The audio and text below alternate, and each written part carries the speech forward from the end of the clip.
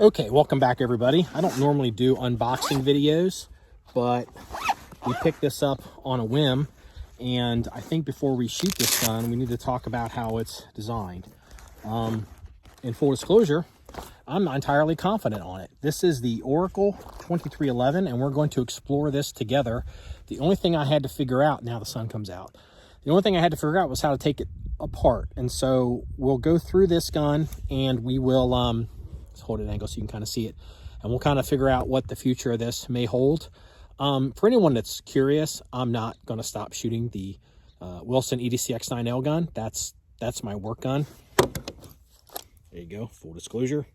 The difference between this gun and that gun is, at least off the bat, this is what I would call kind of a 2011, but it is kind of not. It's closer to the Wilson gun than it may appear. So it is a polymer frame gun. My understanding is there is a metal frame gun coming. I'm a little confused as to what this model is because I'm seeing conflicting information on the internet. So I'll explain why that is. This gun came with, it's a 5-inch model. It came with 1, 2, 3, 4, 5 magazines. So 5 magazines. And I thought that it's like some kind of professional model was supposed to come with 5 magazines, but, or whatever they call it. For those that don't know, these are supposedly SIG P320 magazines. I don't know what this is. They say made in the USA on them, and it did come with 5 magazines, so that's certainly interesting.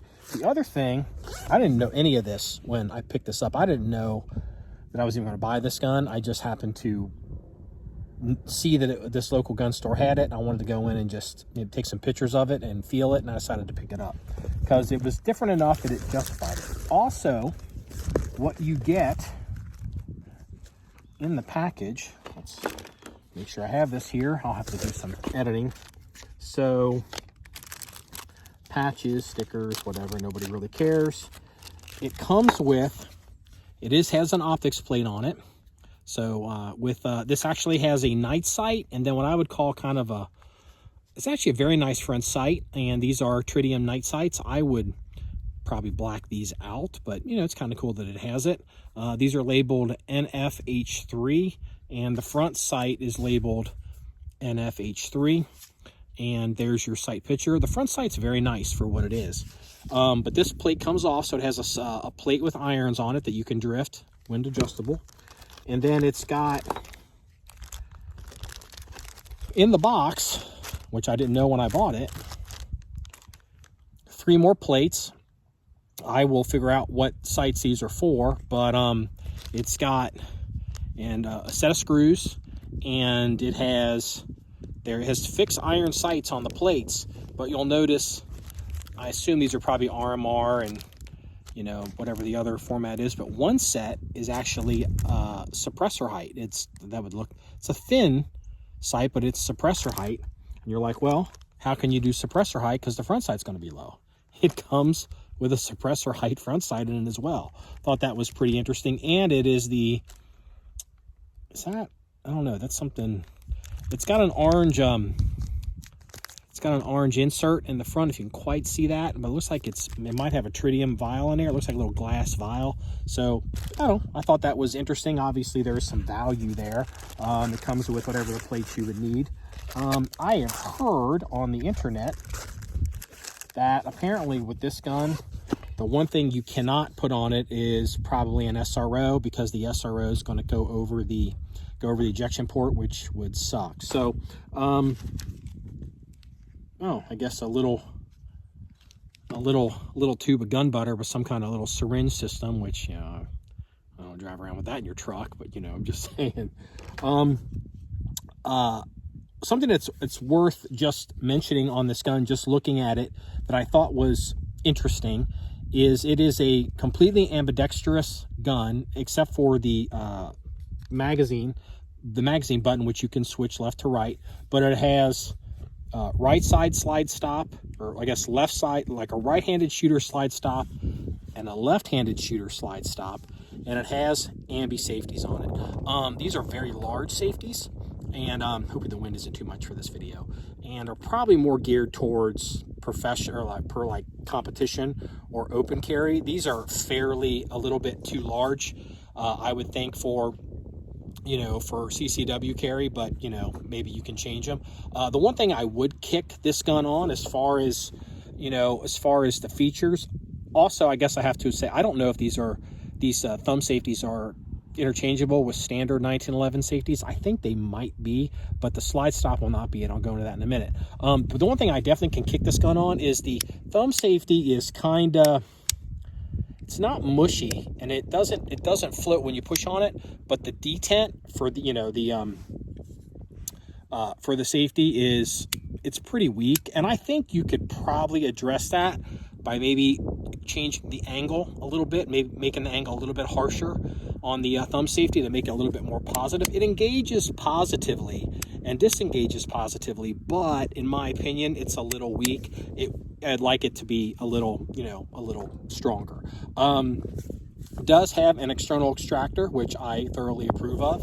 And another thing I thought was pretty sweet as far as the frame is concerned. Man, I hope this wind isn't getting you, because I don't have a dead cat microphone. Is it has what I call gas pedals on the frame, so it gives you the little shelf to park your thumb and to push down to mitigate some recoil, and they're pretty low profile. So I thought that was worth pointing out. I thought that was ingenious. As far as the frame is concerned, we need to talk about this. I'm notorious at this point for really hating on the 2011 guns. There's a number of things I don't like about the 2011s. Traditional 2011s are over-railed, and they're mostly definitely over-lugged. And the problem with 2011s, fundamentally, for most people, the end user at home, is how fat the frame is. And the reason the frame is so fat is because they are using a 45 caliber overall length magazine and stuffing it with 9mm. And why do they do that? Why don't they just make their own magazine? Because magazines are hard, and a lot of these companies don't actually make their own products. They OEM it out to other manufacturers, and if you're going to custom make a frame, that's a lot more expensive than sourcing out frames from other companies to your specs and calling them your own.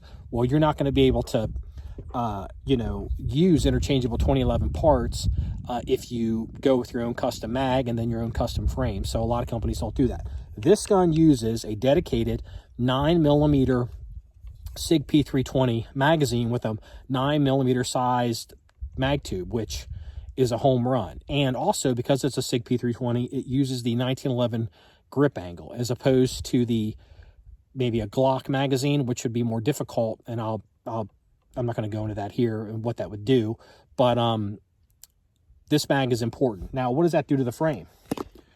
I have large-ish type hands, and 2011s certainly fit me just fine. And I don't know if there's different grip sizes that they offer for this gun, and it is fairly thick. But I will give it some kudos, because they are using the 9mm dedicated tube.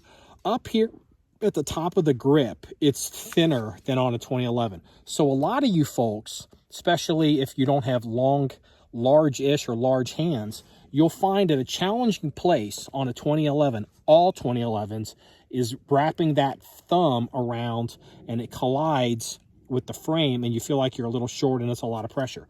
This thing gets, I haven't mic'd it, but I can already tell it's thinner than a 2011 up here, for the closed grip. So you will definitely appreciate that. Also, the large magazine well, I guess this comes off and it's probably interchangeable. It has cuts in it so you can strip out stuck magazines, which is also a bonus. But a lot of you folks are going to appreciate that this thing pushes up in your hand, and and then you've got the beaver tail, which kind of pushes down on your hand, and it will feel good. If you're a 2011 guy and you pick one of these up, the feel of the gun's probably going to be a lot better. Also, because it is a polymer framed gun, you could stipple the hell out of this. And it's got like a factory, dense stippling on it, but shallow, that it's flat enough you could easily put grip tape on this gun. They've even got it back here on the back strap. You could easily put grip tape on this gun and just do that as well.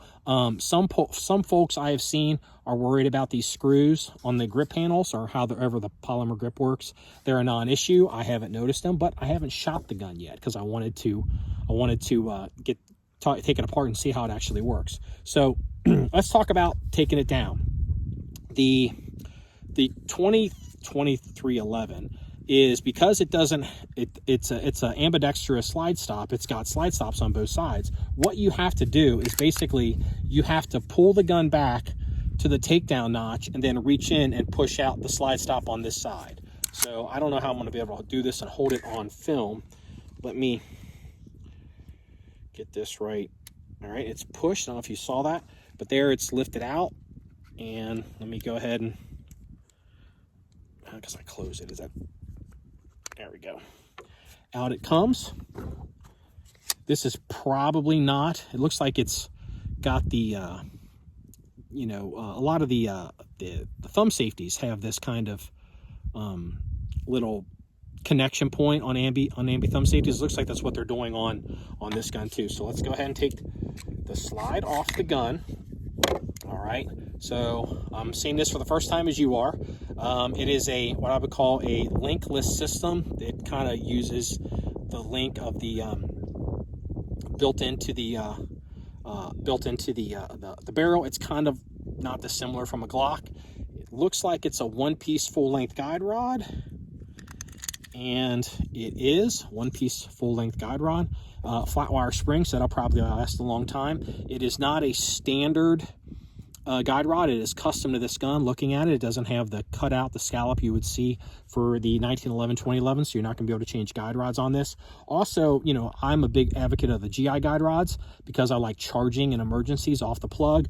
The way this gun is set up with the dust cover and everything, you wouldn't be able, even if you put a short GI plug on the gun, you're not going to be able to charge it. So let's take a look at the barrel. Barrel lifts out. What do we have here? Okay, this is good. This is what I was hoping. This does not use the radial lug, the two radial lugs that the standard 1911 uses. I'm of the opinion, and a lot of people agree with me that actually build guns, that the dual radial lug for 9mm on 5-inch 1911s, it's overlugged, it's too much. And so you got a couple ways to solve that problem.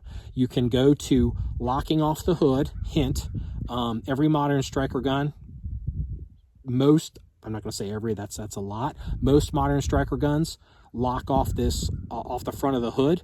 And so this does the same thing, much like a Glock. There's no radial lugs. That's a good thing, especially considering how long the slide is. And it also doesn't have full-length rails.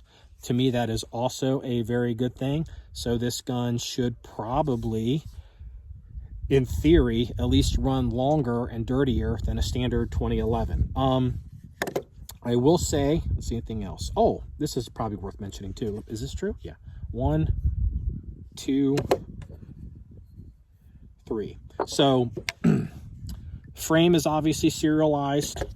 The slide is serialized, and the barrel is serialized. So we'll go ahead and we'll shoot it. The factory says that this requires a 100 round break-in, which is, I guess, fine. I'm not the biggest fan of that, but I understand. This gun looks like it had been fired from the factory. Oh shit, is that right? That seems awfully, ow. You know what? I just fucked that up. Again, we're doing it live. Okay, watch that slide stop.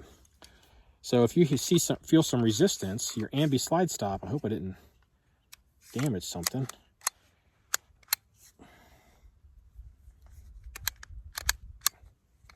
Well, shit. What did I do? Oh boy.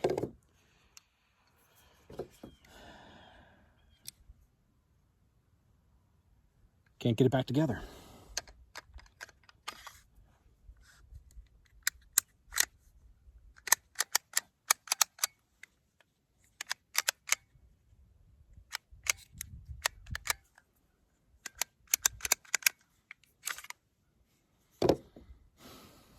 Hold on one second.